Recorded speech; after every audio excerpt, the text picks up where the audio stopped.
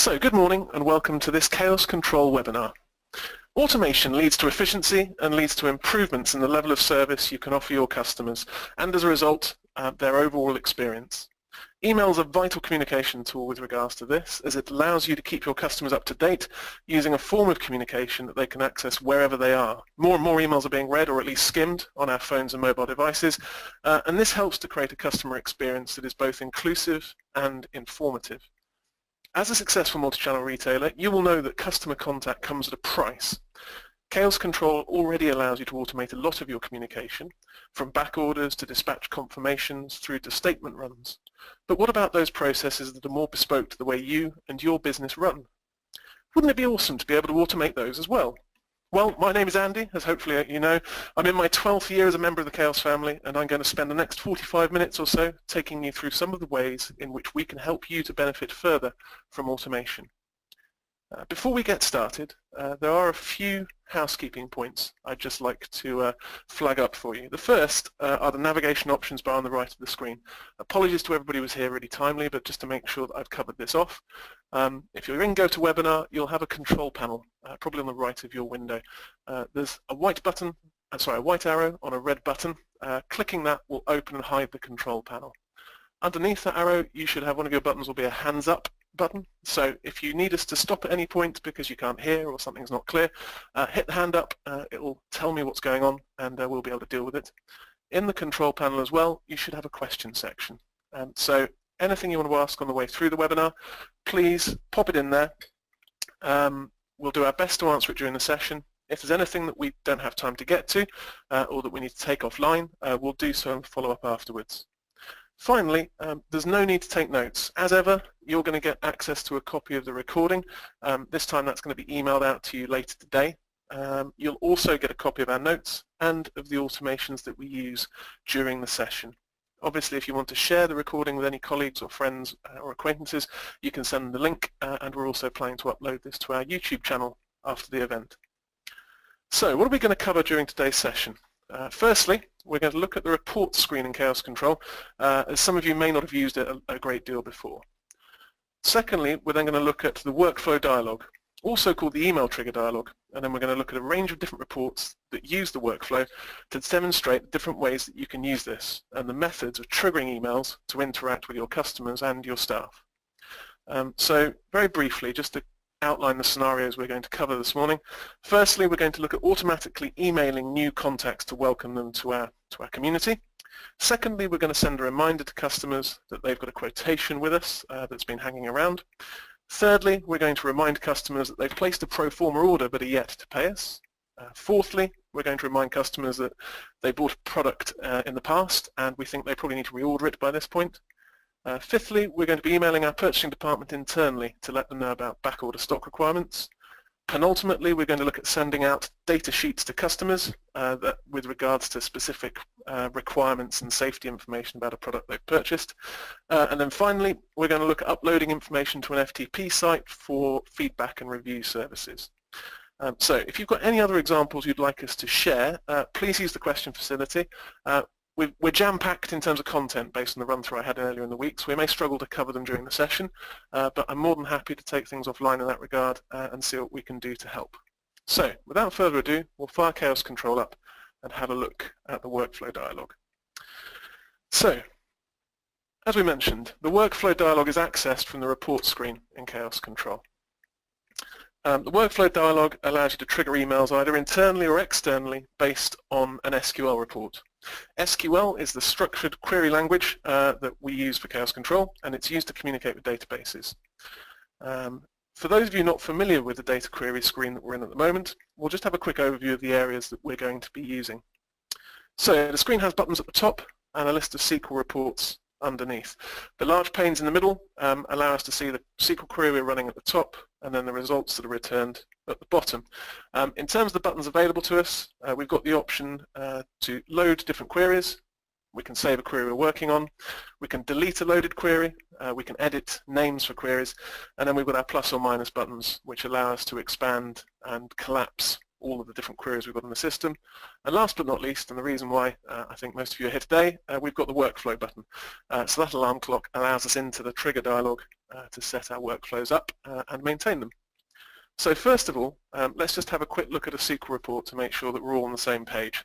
So in the price list section, I'm going to have a look at the customer with price list report. So if I double click, that drops it into here. If I execute or F5, I then get the results returned from that report. So this is a nice, simple SQL query. You can see that it's looking to bring back companies, both their code and their name, who are on a price list. And it's showing me their price list name as well. So once we've loaded the query like this, we can access the email trigger workflow dialog.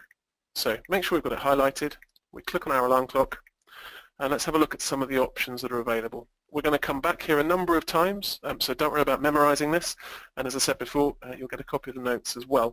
But just to run through some of the options that are available, we can describe the trigger, and that will generally be the same as the name you've given your report.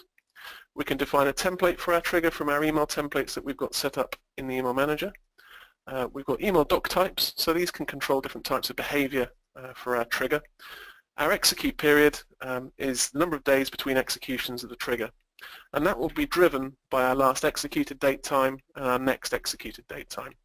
And for instance, if we were to change the next executed date time, so we actually want this to run hourly, you'll see that our execute period updates to a ludicrously small number. We also have buttons here to reset our execute period, and something we're going to take a lot of advantage of today, which is our test now button. And that's very handy when you're setting up new workflows and amending them. Underneath that, and combined with our test now button, you've got the option to set an internal email address. So as well as being able to set internal email addresses against templates for your emails, you can also set an internal email address against the trigger. So if it's the first time you've used a certain type of trigger, or you've made a change and you want to make sure that you're not going to be emailing customers in error, that internal email address is invaluable. Lastly, on this side of the dialog, we've got our trigger application option. Now this is very important as it controls how Khaos Control is going to trigger the workflows. So you can either trigger off Khaos Control or off a command line. So if you're triggering off Khaos Control, this means that the first time an admin user logs into the system every day, Khaos Control will go off to the workflows, check what should have been run already, runs it, and fires all the emails off. If you're running something on a daily basis, that works really well. It's a bit interesting for the person logging in first, because they'll have to wait for all those things to fire. However, it doesn't take a huge amount of time. If you've got queries running throughout the day, so you've got a workflow set up to trigger every hour, 2, 3, 4 times a day, the command line option is probably a lot more useful. It does require us to deploy our KSDMU utility. And if you want to be triggering workflows throughout the day, please contact our development team on their email address, which is development@khaoscontrol.com, as there's a small charge for the time that takes to deploy, and they need to make sure it's arranged and set up correctly. Cool. So on the second half of the email trigger, on the right-hand side, we've got the option of deleting the trigger wholesale, and then we've got a number of conditions with regards to how the trigger works. So send immediately does exactly what it says in the tin. Consolidated report, when ticked, this is invaluable where you're trying to generate emails to customers and you don't want to spam them. So if you're running a report that's going to bring back multiple results for the same customer, so for example back order items, or maybe they've got a pro forma order with a whole group of items on there, if you consolidate the report, you can then roll up the results based on certain tags, which we'll look at defining later on. The FTP option again does what it says in the tin. Rather than emailing people, you can upload the results you're generating from your SQL query to an FTP location. It's incredibly useful with things like feedbacks and reviews. And then the last option there is roll up. So this allows the user to roll up certain fields in the report and works in conjunction with the consolidated option. And again, we're going to look at that more later on. The file format area is often left default because quite often you're not going to be attaching a file to the emails that you're generating from the workflow, but if you are, obviously this is where you define that. So if you're sending out a copy of a data sheet, for example, or you're sending out some results and you want them attaching in a CSV file or something, that's where you define that. And then last but not least, our disable checkbox. so that you're not having to worry about it firing before you've got it defined perfectly. It also means that if for any reason you want to disable a workflow in the future, you don't just have to delete it and recreate it later on, you can just disable it. So, are there any questions about just that overview? Don't worry if there aren't at all. If you'd like to pop them into the box, if you've got anything we want to go through there. Otherwise, I will crack on. I'll just give people a few seconds to type away.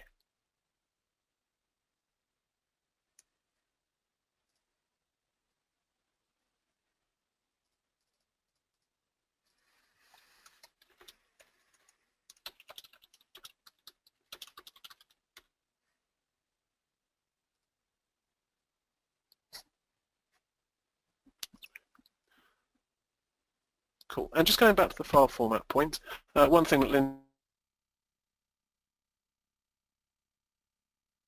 of the SQL results that are returned. So if you're running a report internally, that'll have an impact there as well. Cool. Thank you for that, Lindy. So, moving swiftly on.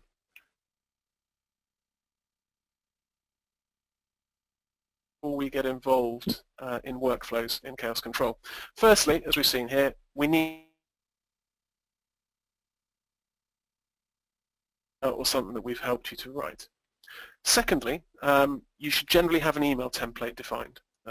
As we'll see later on, this isn't all,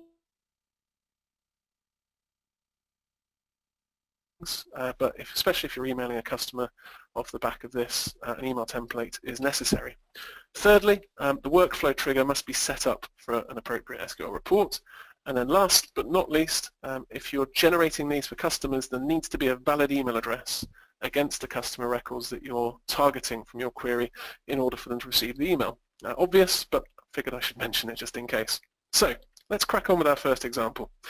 Automatically emailing new contacts. So this workflow will send an email to all of our new contacts, so either new companies that have been created in Khaos Control or a new contact added to an existing company.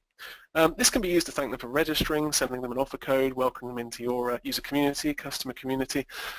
So first thing I need to do is load the example up into the data query screen. So our webinar section at the bottom, I'll just collapse this all down. So we're dealing with a subset. And in the webinar section, we've got our first example, which is our new email contact subscribers. So, first of all, let's have a look at the associated email template that's going to be sent to them. So, let's get the email manager screen open. And in our templates, I'm going to have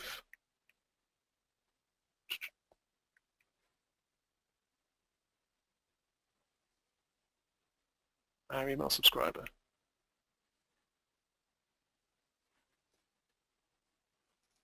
Cool.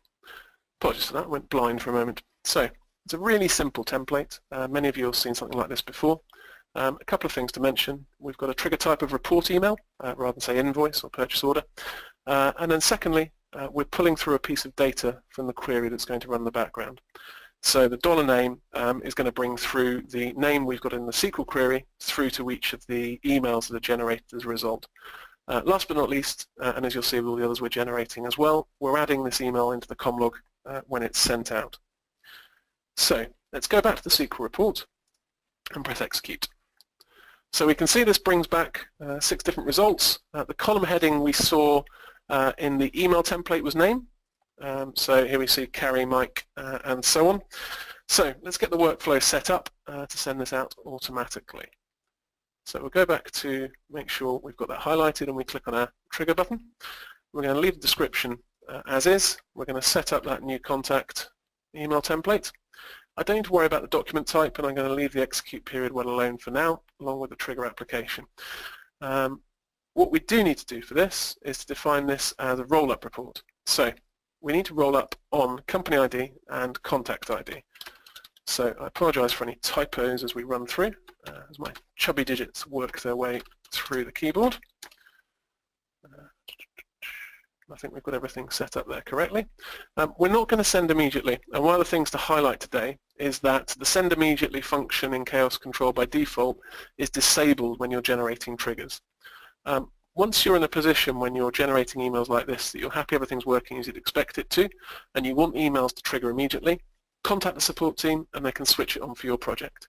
We just have it switched off by default because this is a really powerful part of the system and we don't want customers sending out emails to customers en masse without actually intending to. Cool. So if I click OK, that will save the settings and I'm going to open that trigger back up and then test it. So we can use the Test Now button to just run the trigger whenever we want to, rather than having to wait for the time to come round. If I click on that button and then click OK, if we go back to the email manager and have a look at our pending emails, I'll just sort by action to see the stuff from today. We can see our 6 new contact emails have been generated. And you can see that each one has been generated with that specific name. So in terms of the test we've run here, obviously you could green select and send these emails out if you wanted to. Once you were running automatically, these would just simply run out to the customer automatically. An additional point to note on this workflow: if a new contact doesn't have an email address, the system will still send the email, but will use the main email address against the company. Alternatively, for something like this, and what you might find more useful from your perspective, you can manipulate the report. So rather than emailing each customer separately, it could upload to an FTP site or email address or something similar, so that if you're using an automation tool such as MailChimp, Mailer, Campaign Monitor, Pure 360, you could then upload new contacts into your automation routines to make sure that your lists stay fresh and relevant, and you can make the most of communicating with those customers. Cool.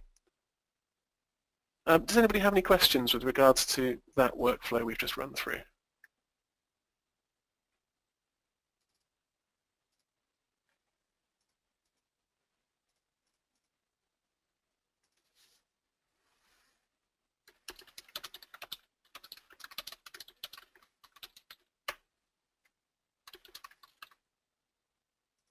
Okay, we'll move on to the second scenario. So, secondly, we're going to look at reminding customers about a quotation.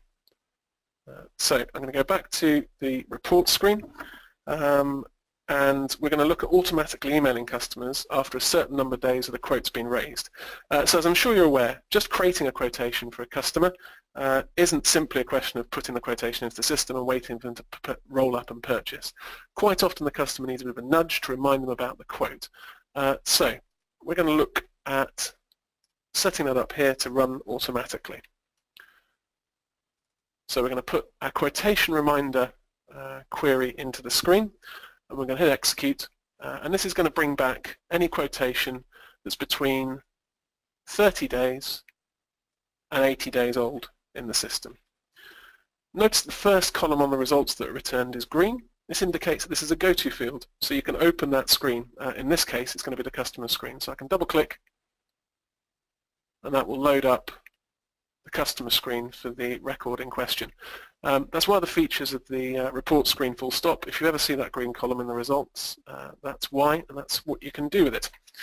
So the associated email template we're going to be sending with these quotation reminders. Let's have a quick gander at that. So we'll go back to our email manager, have a look at the templates, and we're going to have a look at quote 30. There we go. So here you can start to see that we're getting a little more complex in terms of the information we're pulling back from the query we've written. We're using the sales order code in the subject. So again, we're using that dollar and then the column name.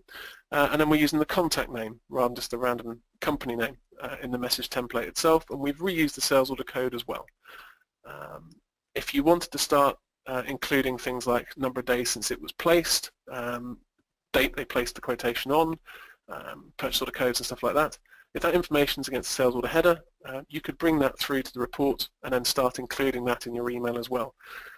So back in the report screen, we're going to look at setting the workflow up for this query. So I'll click on that quotation reminder and click on our alarm clock, and we're going to set this up as follows. Again, our email template needs to be defined, and that'll be quote 30 as we just saw. I'm going to leave the defaults on the left as they are for now, and we're going to roll this report up as well so we can make sure that the information is grouped appropriately. So for the purpose of this, we need to make sure that we roll up on company ID and on the invoice contact ID. This will make sure that we only generate one email for each customer contact that's involved in the report. So there's nothing else I need to set there. We'll click on OK and then we'll test this.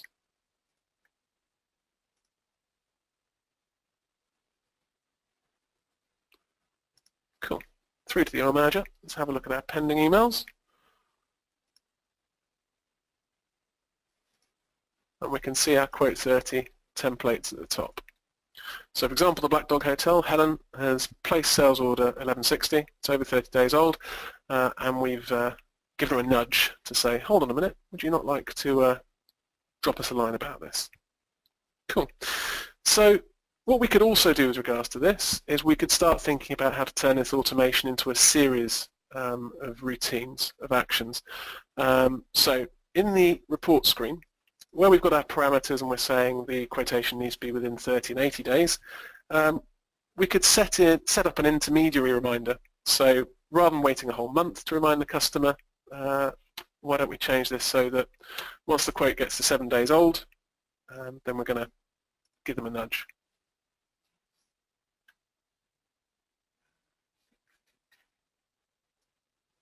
Okay, we'll just widen it out slightly just to make sure we've got some data. There we go. So by widening the integer out there and defining the parameters, we've got a second report that we could save as our additional reminder, and that can also fit into our workflow. And again, there's no reason why we couldn't set up a trigger for this, and we could have both of these reports running at the same time. The only thing to watch out for from my perspective is to make sure that the date parameters you define here are small enough that you're not going to be spamming people repeatedly. Cool. Does anybody have any questions about that section of the webinar?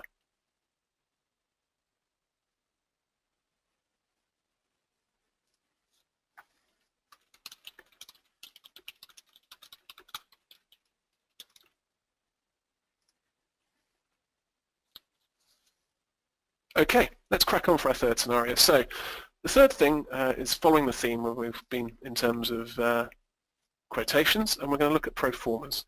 So we want to remind customers who've placed a pro forma order with us and haven't yet paid for it that they do actually need to send us some cash or a check or a backs. So in the report screen, we've got our third set of queries here for pro forma payment reminders. So we'll double click, we'll double click that into the top of the window and we'll hit execute, and this will give us a list of all the active pro forma orders in our system at the moment. So we've got an associated email template for this, as you might have imagined at this point. So we'll run back to the email screen and let's make sure we've had a gander at our pro forma reminder. So here we're including 3 different tags of data from our query, and it's kind of important to talk about the last one because it's a bit different. So sales order code and company name you've come across before. The thing we're doing here that's a little bit different is we're able to pull through the amount outstanding. So because that's coming back in the data, and we've got our amount outstanding on the order here, thanks to the SQL we're running, that means that we can pull that information through to the email that we're sending out to the customer, and they immediately know what the score is in terms of how much is still owing and what they need to do in terms of getting on with it. So setting up our pro forma, setting up our workflow, again, we need to make sure we've got that checked and we've hit on our trigger button, and we're going to set our template to make sure that pro forma, or pro forma as we've spelled it above, is defined. Again, the execute periods, etc. could be set to run more frequently, but I think daily is probably fine for this. And we're going to roll this data up again to make sure that we don't spam customers who've got, say, more than multiple lines on an order, for example. So we need to make sure that stock code, short description,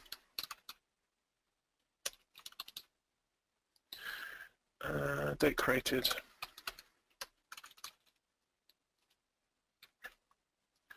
and name are included in the roll-up section.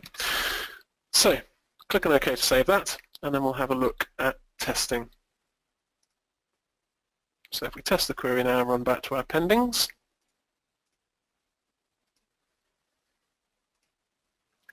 you can see that we've got a whole host of pro forma orders that have been generated on the way through.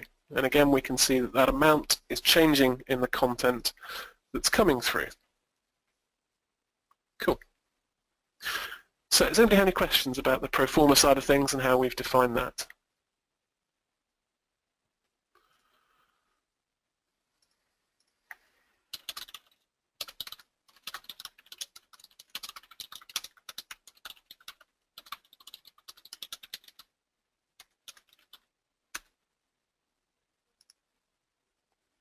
Okay, cool. We'll crack on for our fourth scenario. So, customers who purchase a product and we know it's going to need to be reordered. Oh, I do apologise. I've missed Keely's question. So, Keely's asked a question with regards to the reindeer in on the pro forma results, and I'm trying to look back at the reindeer in. I don't think we've actually had them. However, Keely's question is relevant. So in the case where there are two results in the sequence of results that are returned, one of the reasons why we're rolling up within the queries is to make sure that if a company is returned more than once, or if a product or order code is returned more than once, you roll the results up so that they'll only get one communication from you with regards to that query. So that means that you'll only get one email. If you were attaching files to the email, as Keely's asked about, I'm not sure what we do with regards to attaching double files to the email that was generated. I'll find out about that later on today, and either myself or Lindy will come back to Keely with a bit of detail. And if we find something useful on the back of that, we'll include it in the notes for the webinar. Cool, thank you very much for that, Keely. I really appreciate the question. The fourth scenario, we're going to look at reminding customers who've reordered. So if you need to remind a customer about a product or a service that they might like to reorder, for example, pet testing, pet food, shampoo, pool cleaning, any whole random selection of things, the next scenario is for you. We're going to use product reminder emails that rely on stock UDAs. So this shows you how the workflow functionality can then interact with other elements of the system. It's not just about making sure you've got sales order header data set up or customers or contacts. You can also interact with other elements of Khaos Control.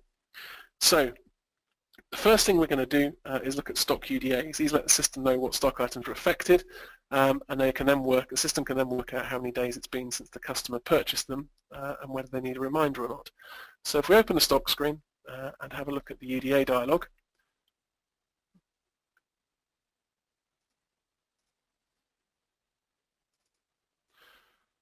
And in the UDA dialog we can see that we've got a UDA called product reminder days. So product reminder days are really, the product reminder day UDA we've got here, the name is not relevant at all. It's useful for our example. However, if you want to use a stock UDA within your workflow functionality, so as a trigger to say, right, this product is then going to trigger some behavior, you need to make sure that the type is defined as choice. That's incredibly important in terms of making this work. In our example, we've set 4 different choices. So a product that's going to be ordered monthly, every 6 weeks, every 3 months, every 6 months. And then if we were editing the stock code we've loaded up, we'd use the drop down to define that against the product. So what we can do is use that data within the workflow as I've described. So if we go back to the report screen and load in our product reminder email query. So at the top we've got a statement that's being declared with regards to days reminder UDA. Yeah? So this allows us to say the stock UDA that has got a name of product reminder days is then going to be used within the query. So that means that in terms of you guys using something like this, if you were to amend the description here, you'd be able to pull it through. You could do some funky stuff as well in terms of changing the description. If you did do that, you just need to make sure that you actually change the parameter further down the query where it's used. Okay. So if we click the execute button, we can see the results that come back.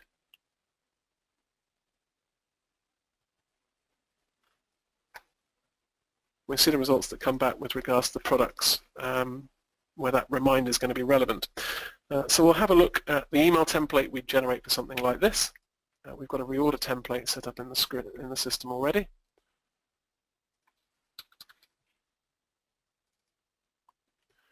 And you can see here again we've folded in a little bit more information from the data that we're getting back in the SQL query. So we're pulling through the stock code, and we've been quite upfront in terms of it's time to reorder this product, and then we're pulling through name of the customer, again the stock code, the description, and also date created. So we can pull through, you last ordered this on X, so we think it's probably time for you to have a new order of this product. Certainly I'm sure that a member of the Khaos family that sells me an awful lot of dog food would find this kind of thing incredibly useful. So going back to the report screen, we've got the product reminder email, and then we'll set the workflow trigger up. So the email template is going to be our reorder template. Again, daily for this is probably going to be fine. If you wanted to run it more frequently, you just need to think about entering parameters that meant you weren't going to email people multiple times from the same day. On the right hand side, we're going to make sure we've got our roll-up defined, again to make sure that we're not spamming people.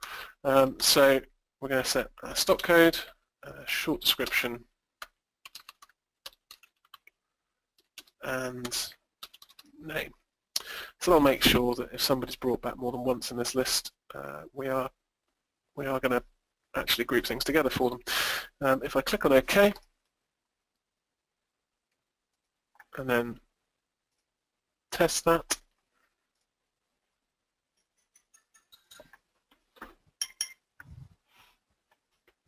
we'll run to our email manager and make sure that we can see the emails that are being generated. And you can see our reorders are at the top. And actually something interesting to note here, based on what I've done, because I only rolled up, because I chose to roll up on the stock code, I've actually generated separate emails for separate products. So you could group this information together should you wish to by just rolling up on the company name within the trigger.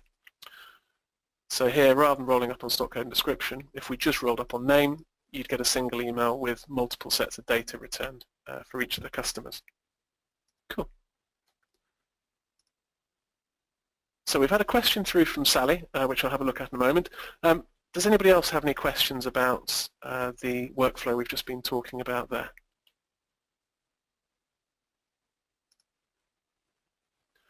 So Sally's asked, are people able to unsubscribe from different emails that we send, whether Khaos manages those preferences? So at the moment with Khaos Control, you've got the email subscriber option per contact. That can be defined for the contact or not. We don't currently have a way of opting people into certain kinds of emails and not into others. And again, with kind of more marketing kind of communications, that's often why email automation tools that use groups and things like that, for example, in MailChimp are used. There's no reason in Khaos Control why you couldn't start holding that kind of information with custom UDAs and other elements like that. The only thing you'd have to manage would be if you were dealing with a trade customer with kind of multiple contacts, that could get more interesting. I hope that helps, Sally. Thank you very much for the question. Cool. If there's nothing more right now, I will go through with scenario 5. So the purchasing department have got back orders to make sure they're handled. And obviously, rather than having to put a finger in the air, or rather than having to go through your waiting stock stage and make sure they've understood exactly what's short, it would be an awful lot easier if they just got sent a file or an email saying, hold on a minute, all this stuff, make sure it's ordered, please. So we're going to look at a workflow next, which allows us to send a workflow email internally. In this example, letting the purchasing department know that there are sales orders that aren't linked to purchase orders. This will send the sales team information about the overdue quotes need to be chased, etc. And this report creates a PDF of the results and attaches it to the email that is sent. So we're going to have a look at the backorder quotation, backorder report that we've got in the system. We'll double click on that and hit execute. And you can see we've got a number of results back in terms of sales orders that aren't linked to purchase orders and haven't got enough stock in the system to be fulfilled. So we've got an email template defined.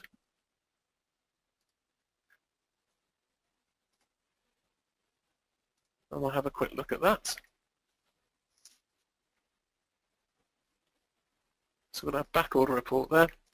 And we've just kept this short, simple. header there so that the purchasing department know what's going on, and a quick template so that they know this was actually intentional and not just something that's turned up by accident. We haven't got any tags or anything else because all the information we're going to send is going to be included in the PDF attachment. So let's go back to the report screen, make sure we select the back order and click on the trigger. We'll leave the description as is. We'll define the template to be back order. And then we're going to set an internal email address for this. So in this case, we're going to go purchasing at the best company. Anyone who's been on one of our training courses will probably recognize that email address. We're going to define this to send immediately. And again, a daily report for this kind of thing is probably going to be fine from our perspective. We're going to leave the file format as PDF for our purpose of our example, but obviously if you wanted this as a CSV so they could start playing with it in Excel or something else, or tab aligned, etc., that would be perfectly reasonable. So we click OK to save that, and then we'll have a look at a test. So test that now. And we can see that because of physical reports being generated that's attached to the email, we get that dialog pop up very briefly. And if we click OK, we can go and have a look at what's been created. So in our pending emails, we should have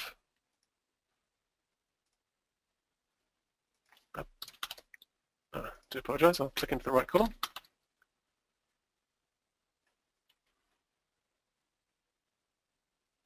Wonderful, the wonders of live demonstrations. I do apologise. If I click on sent emails, I'll have a chance of bringing it back, won't I? So if we have a look at our back order manual email there, fantastic. Sorry for the slight wrong steer there, I do apologise. All the other tests we'd run obviously hadn't been sent immediately. So the back order email, obviously from within the email manager we can have a look at what's been sent with regards to attachments. So if I right click and then click on the email attachments option on the context menu, I can see where the PDF's been stored, and I've got the option of opening that up and having a look at what's been sent over. Apologies for Ed running slightly slowly. We obviously haven't got Adobe set as a default on here. Get rid of that. So you can see really quickly that we've got series of sales order codes, stock codes, all the quantities that are hanging on. The first PO that's been raised, but obviously not linked to the order, as we were talking about here. So a really quick and easy way of giving the reordering team a head start on their jobs for the day. Does anybody have any questions with regards to what we've gone through there? Right, so we'll move on now to our penultimate scenario, which is to do with sending out attachments to customers. So we've seen that we can email attachments internally, but the system can also send out attachments to customers, and we're going to see this in the next example. There are many reasons for sending out information to customers. In this scenario that we're going to look at now, if the customer purchases a specific item, then they can be emailed some data about that. So for example, if someone buys a drill, then we can send them a sheet with some handy graphics on how not to maim themselves, the appropriate technique for drilling the ideal hole, and so on and so forth. Before we play with that in our workflows, there is some setup that needs to be done. So the first thing we've got to make sure we do is that the safety sheets you're creating, the attachments, the PDFs, the infographics, whatever they are, need to be saved in a central location and named after the stock code of the item they're related to. So by central location, ideally we mean somewhere on the K drive. As a bare minimum, it needs to be somewhere that Khaos Control can access. In terms of named after the stock code, we mean exactly that. So we're going to look at a drill in a moment, which has got a stock code of 1111. You'd need to create the resource if it was a PDF as 1111.pdf so that Khaos Control can link it to the product. Secondly, we've got to set a custom stock option up in system data and then define that against the products that require the resource, data sheet, attachment that we've created. Thirdly, as we've talked about before, the invoice contact you want to send this information to needs to have a valid email address in Khaos Control. And finally, we need to realize that all the people who've purchased the product since the last time we ran this query are going to be emailed with an attachment about the product. So let's take a look at one of the products we've got set up, just to reinforce what we've talked about there. I'm going to bring the drill up in our product system, so that's 1111 as the code. So you can see that with the stock code being 1111, we need to make sure that any resource we create that needs to be attached to this product by email is also named 1111.pdf, .wav, .whatever. Secondly, we'll have a look at the custom stock options. So the custom stock options allow us to set, in this case, our safety sheet required custom stock option. In terms of your own system, you don't need to create a custom stock option called safety sheet required. It can be called whatever you want. What you do need to make sure you do is firstly, define it in system data and set it against the products that are affected. And then secondly, have a chat with our support team and ask them to let you know what the internal ID is for that custom stock option, because it's that internal ID that gets fed into the SQL query and will allow you to run this workflow. So let's go back to the report screen and we'll have a look at our safety sheet query. So as we load that into the top, towards the bottom, you can see where we've defined the custom stock option parameter. You'll see we're using the internal custom stock option ID for our system here. As I said before, you just need to contact our support team and get them to let you know what that needs to be for the custom stock option that you've set up in your system. So let's have a look at the results that this report returns. So we can see that Helen's purchased a number of drills. She's very keen on DIY at the moment, as are some other people. And if we scan across to the right-hand side of this grid of data, you can see how Khaos Control is grabbing the resource for each stock code. So it's going to Murphy's, our training supercomputer. It's working through the file path. And then most importantly, you can see that file name tallies exactly with the stock code of the product that's been sold. So that means that everything can be pulled together and the customer can be sent the right information. So next up, let's have a look at the email template we've got defined for this scenario. So in the email manager, we'll go to templates and have a look at our email data sheet option. I think it's called safety sheet as the code. We'll double click into that and you can see that we're not doing a great deal here in terms of dynamic data pulled from the query. We're using the sales order code and we're using the company name, but nothing dreadfully sexy. As per, we're going to add a com log entry as we go. So if we go back to the report screen, we'll have a look at setting up the trigger itself. So let's take a look at how the trigger is set up. So the most important thing to start with is the fact that we've got a grey alarm clock already against our query. So this tells me that there's a trigger there already, but it's been disabled. We talked about disabled triggers earlier. They're a really useful feature if you're setting up and playing with triggers in advance. So if we undisable this trigger, we can then look at setting everything else up. So I'm not going to worry about changing the default parameters on the left. Daily for this kind of query seems like it makes sense. We've got the email template defined as normal. On the right, things get a little bit different to before. We're sending immediately and rolling up. And then we've got company ID and S order code as the pieces of data we're rolling up on. We're going to attach the file that we're sending out as a PDF. And so if we hit OK and then load it up again, we can run a test. And so as that churns through, we can see that we'll be able to see that those customers have been sent an email with an attachment of safety data as well. So if we load up the email manager to have a look at our pending emails, we'll have a look at sent immediately, sort by time and template, and our safety sheet emails are all sat there beautifully waiting to go. We'll have a look at the attachment in the dialog here. I won't worry about opening it, bearing in mind how long Edge took to load up last time we ran it. So our last scenario sees us sending information up to an FTP site so that a review tool like Fifo can pull in the order information and go and get reviews and feedback for you from your customers.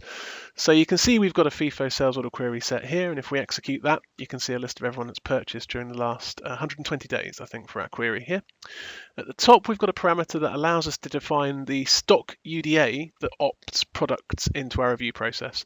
So if you've ever got anything you want to exclude from your reviews in terms of what you're asking customers for feedback on, this is a quick and easy way of managing that. So you set your stock UDA up, you define it against your products, and then you make sure you specify the name you've used for your stock UDA in the query correctly. The other parameters to flag up are our get dates. So here we've got it set to be 120 days worth of sales we're bringing back. Obviously for you guys, you'll want to set it to a day or a week or a month, depending on how frequently you're talking to Fifo about getting reviews back from your customers. The final parameter to flag up is where you set your Fifo login. So URL, your My Fifo account element, and then saying that you want to log on. This is important to be included in the information that you send up to Fifo because this is how they identify that it's coming from you. So the associated email template for this workflow is incredibly simple. We're just going to use the backorder one that we've got set up in Khaos Control, but it could be pretty much anything. It's not going to go to anybody. You're not going to generate any actual emails off the back of this. If we run into the workflow trigger for our FIFO query, key thing you can see here is that we've got the FTP box ticked. So with the FTP box ticked, we get access to the FTP settings button. Clicking into that allows us to define the host for our FTP session, so in this case ftp.fifo.com, user, password and folder. So user and password are pretty much always defined because obviously that means that your access to the FTP folder can be controlled. Whether you need to use the folder, the passive setting or the SSL setting will depend on the partner you're working with and their FTP policies in terms of how they control access.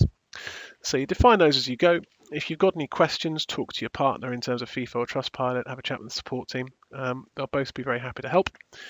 Clicking OK saves the information in there, and then we'll be able to click OK on the trigger itself, and then we'll be able to run a brief test. So, what have we covered during this webinar? We've taken you through how versatile the workflow functionality in Khaos Control is, from sending reminders to customers and staff to emailing attachments to customers and sending information up to partners and third parties via the FTP functionality. Hopefully it's given you a taste for what automation can do further to what you already do with the Invoice Manager and other elements of Khaos Control. If you've got any questions with regards to what we've covered today, or anything that arises from watching a recording of this, please do let us know. Lindy and the training team are contactable via email on training@khaoscontrol.com. If you're using any of the queries generated from today and you have any questions, please do contact the support team. They're ready and waiting for your call. And as I mentioned before, if you're looking to run workflows throughout the day, you're going to need that KSDMU application deploying. So please drop us a line on development@khaoscontrol.com, and Matt and the team will be able to help you. As ever, if you've got any further questions or any feedback, please do let us know. Our future webinars coming up will see us covering purchasing in Khaos Control. We're going to have a specific focus next time on dropshipping and how you can automate customer communications if, or as we often find out, when your dropship supplier lets you down. Details on how to sign up for that will follow next month, and hopefully I will see you at least virtually then. Thank you very much for your time, and I look forward to speaking to you soon. Thank you.